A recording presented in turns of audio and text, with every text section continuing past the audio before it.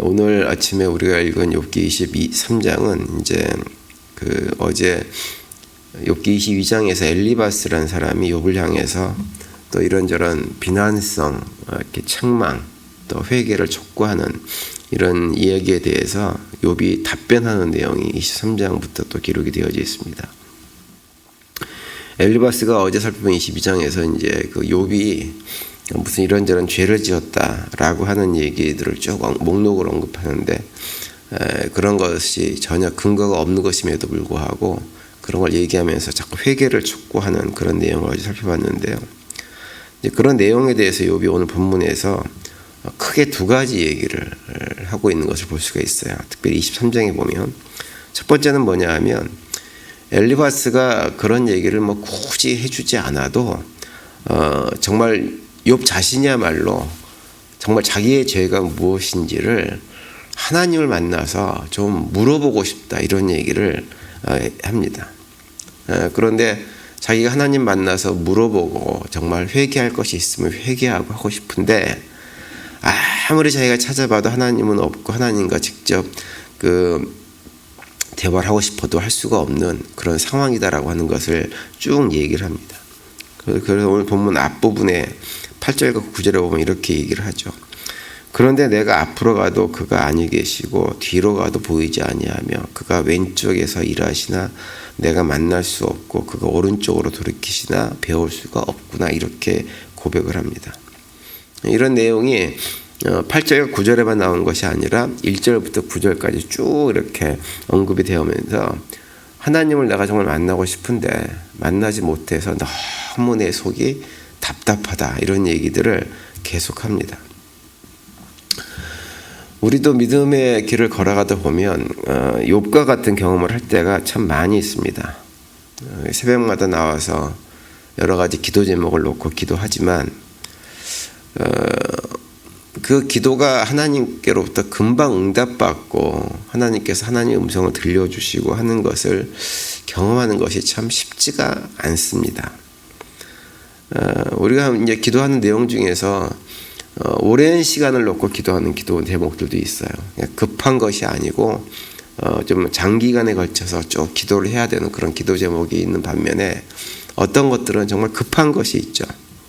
당장 하나님의 음성을 좀 듣고 예를 들어서 무슨 사업장에 뭔가 급하게 결정해야 될 이런 일이 있을 때 하나님께서 야 이건 이렇게 해라 라고 하는 음성을 들려주시면 참 좋겠는데 그런 응답을 잘 이렇게 받기가 쉽지가 않습니다.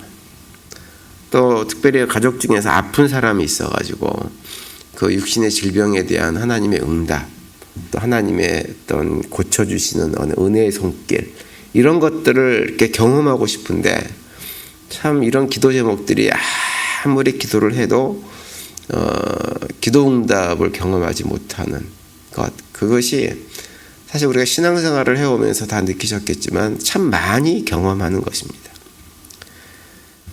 그래서 물론 이제 어떤 기도 제목들은 우리가 응답을 받는 경우들이 있어요. 정말 기도를 하다가 하나님께서 내 마음속에 이렇게 들려주시는 어떤 음성을 통해서도 그렇고 또 말씀을 읽고 묵상하다가 깨닫게 해주시는 것도 있고 있긴 있지만 퍼센테이지로 따지면 한 90% 이상은 우리가 어떤 기도를 할 때 하나님께서 그냥 침묵하고 계신다라는 느낌을 받을 때가 참 많이 있습니다.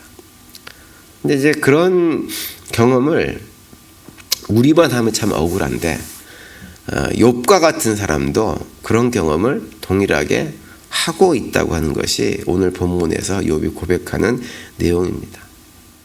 욥의 입장에서는 얼마나 답답하겠어요. 몸은 막 괴롭고 힘들죠.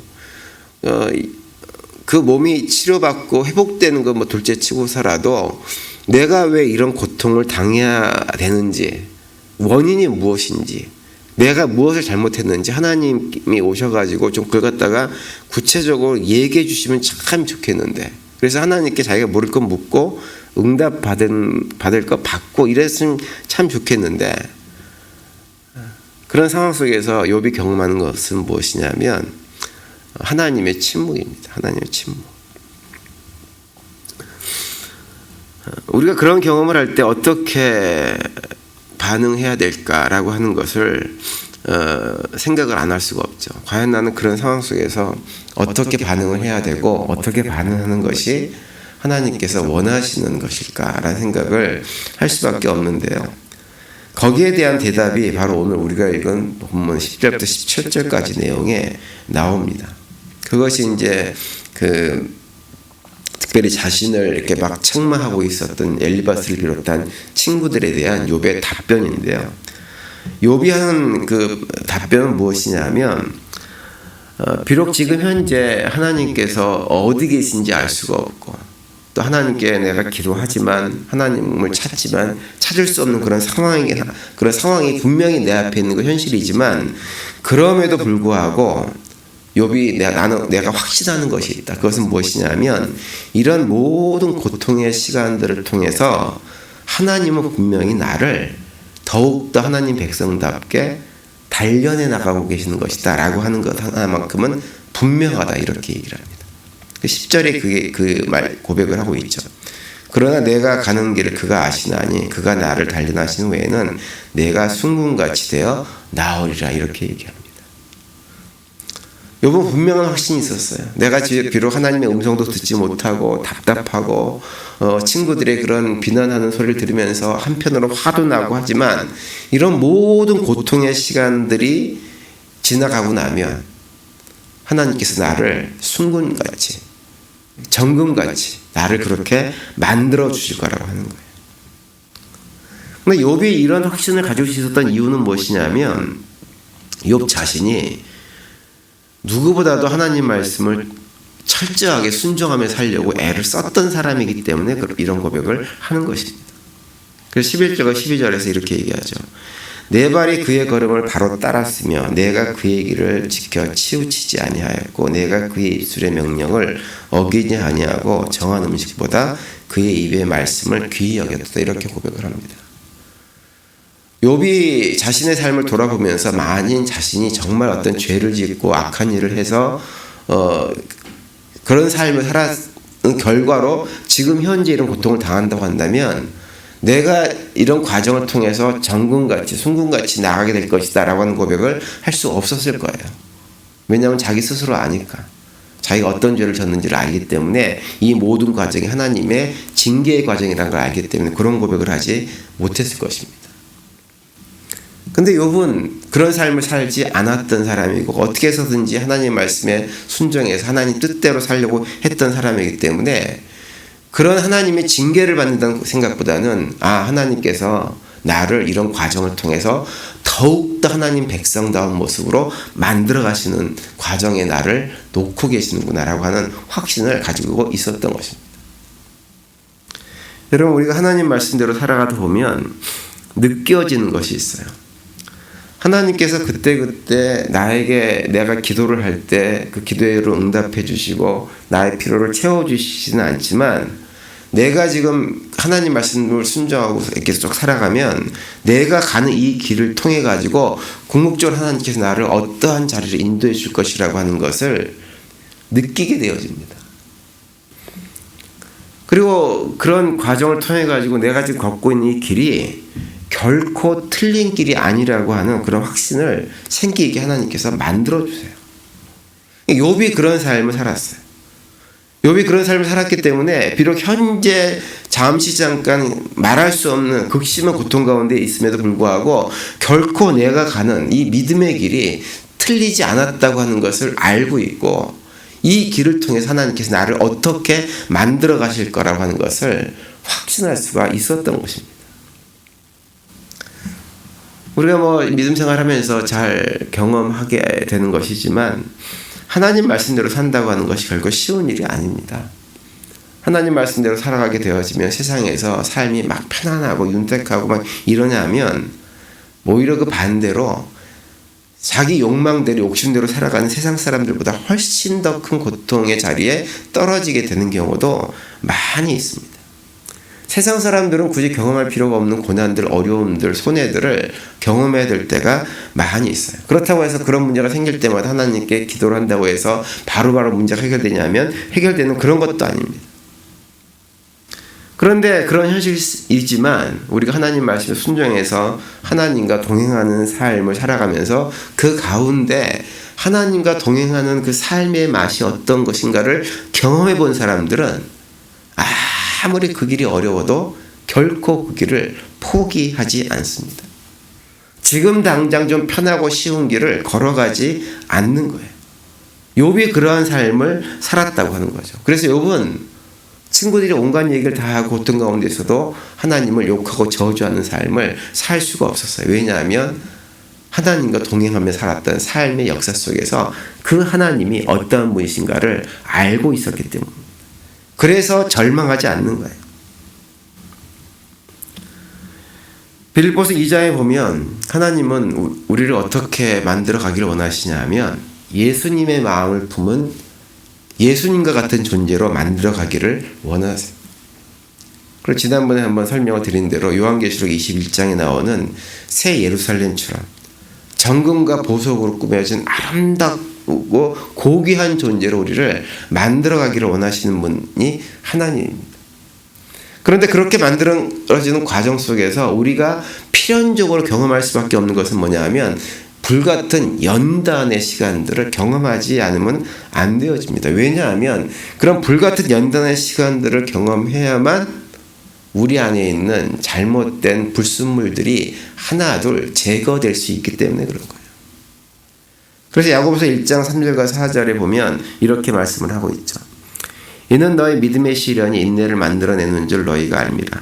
인내를 온전히 이루라. 이는 너희로 온전하고 구비하여 조금도 부족함이 없게 하려 함이라. 이렇게 말씀을 합니다.